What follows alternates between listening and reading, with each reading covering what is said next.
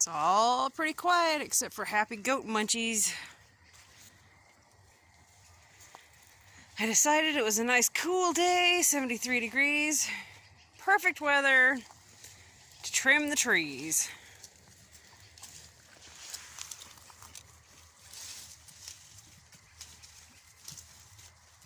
Got apple trees, elm trees, catalpa. The goats love it. Oh, mulberry. All safe for goats to eat. And being browsers, they really, really love it when we trim the trees.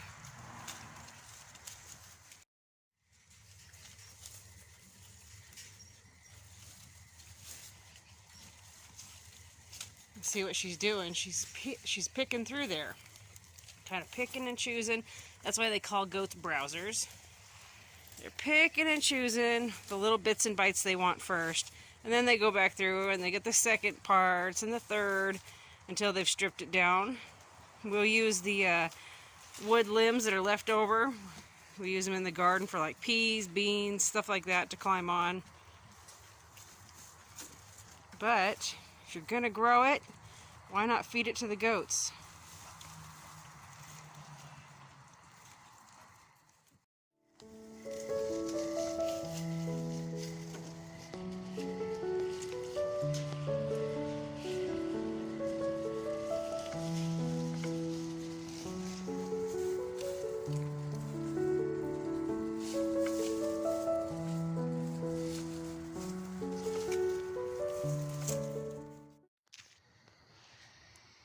You can kind of see it's a kind of a grouping of trees in there. There's a pine tree, there's a catalpa with the lighter colored leaves in there, and then this one up close to us is a walnut.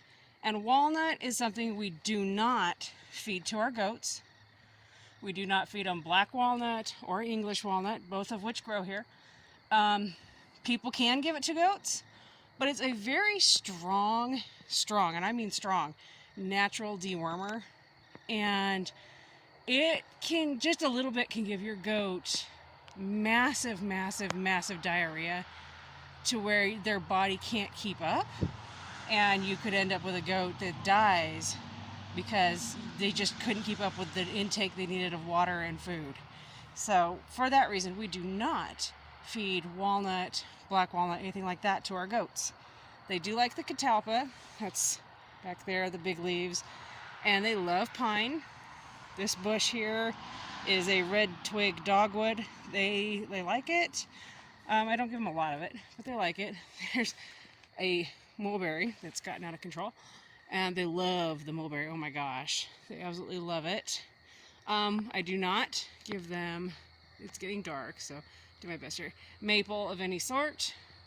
Just like with horses, maple can cause issues, so I just do not give them any trimmings or leaves from the maple. It just goes into the garden for compost.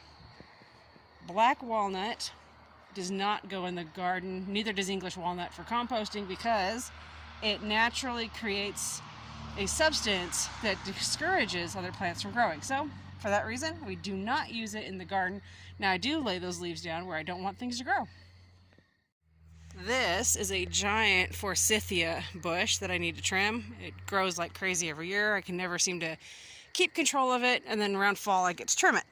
Yes, goats can eat forsythia. I have not had a problem yet. I don't like give it to them, so I won't trim that whole darn thing and give them the whole thing. I'll trim it over a week or so and they'll get it, just so that I don't overdo them on it. This is the red twig dogwood, and we got these berries on it. I don't give the goats this when it's got any fruit like that on it. I don't know that it would harm them, but it's just a safety precaution. This is our apple tree, well, one of a few we have, and I'm just trimming, doing some early fall trimming. These ends here, where there's apples, I'm leaving it alone, but this branch, that's one I need to trim anyway, so I'll trim it just below that apple that's hanging in there. And the goats absolutely love these trimmings, the apple tree trimmings. Now, one fruit tree I will not give my goats is cherry, and again, that's another tree where the vote is out. 50-50. People swear that it does fine, doesn't hurt a goat, and then there's people like me that have had terrible experience of it killing a goat. So our cherry trees are only allowed to be in the backyard, We do not allow any trimmings or leaves to go to the goats, and that's just the way we're going to keep it. So as it's getting dark, I'm going to go ahead and trim what I can reach of the ends on this tree, go give it to the goats, and probably call it a day. And this big monster tree here, this is one of my neighbor's gorgeous catalpa trees. And the goats just love catalpa leaves. It's a type of a legume, in a way it's classified, supposedly. Anyway, goats love it. Haven't had issues with it yet. You'll have some goats that won't eat it. Ours don't care. Got that little bushy twig there with leaves on it is a lilac. They haven't been bothered by lilacs. That bush right there, I really can't remember the name of it. I always call it a wedding flower bush. I do not give them trimmings from that just because I don't know the exact identity of it. So I just don't give them any trimmings from that. When I cut that one, I have this section here. It's kind of wild, but I'm turning it into a grow bed here. And I just do chop and drop. I chop the pieces off of it and drop it in there, and I'm just building up the soil that's in here. Just naturally building it up. I've got different things in here growing. Some wild, crazy grass. So, yep, all right, I'm gonna trim that tree while I've still got some light. And that, speaking of walnut, so that tree right there that's dead, was killed in 2014 when we had an extremely early frost, killing freeze come down out of Canada and killed, it just wiped them out. They didn't have time to get the sugars out of themselves fast enough. The trees didn't, so it shocked it so badly it killed it.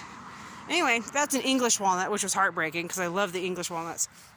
But this year, I have this one. There's another one. No, it's under the tree. It's kind of hard to see. It's growing. I've got, actually, up here in my crazy flower bed against the road, I just found one. So anyway, we're letting them grow. We are going to dig them up here in about a month when they've gone into hibernation, or they, for the year. And I'm going to put them over in that section of my yard. At least I think I am. I have to plan ahead.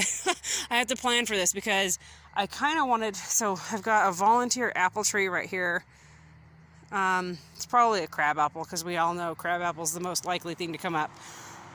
But I kind of wanted to put some fruit trees in here, trying to make this yard more useful other than just grass for the goats.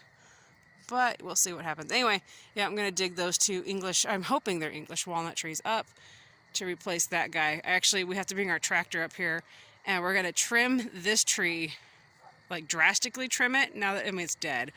We're going to drastically trim it. But you see how there's like some stumps? We are going to trim the rest, kind of short also, but safe. And anyway, I want to put birdhouses on it. If anybody that's familiar with Garden City near the fairgrounds in Idaho here, you probably have driven on State Street before Glenwood, and you know about the big trees with the birdhouses there. So that's kind of my inspiration. Okay, I'm going to quit talking, trim the tree. I don't know if you see what I see. I know it's not really a star, it's a planet. But over here, y'all, it's the moon. We're in Idaho and we have 3 large fires going on here in Idaho. But to the west of us is Oregon, and then up west, Washington, and down is California. And oh my heck, the smoke. I forgot what blue skies looked like. I don't even remember the last time was when I saw the moon. I'm afraid to check the news though, because we had a lot of wind. Oregon and Washington had a lot of wind, like ridiculous. And as much as I'm enjoying my skies and actually being able to see that beautiful moon, I am afraid to even think about checking the weather or the news reports, because I'm just so afraid I'm going to see more terrible, terrible news about those wildfires. So you guys are in our prayers, you're in our thoughts, and hopefully they get those out and under control soon.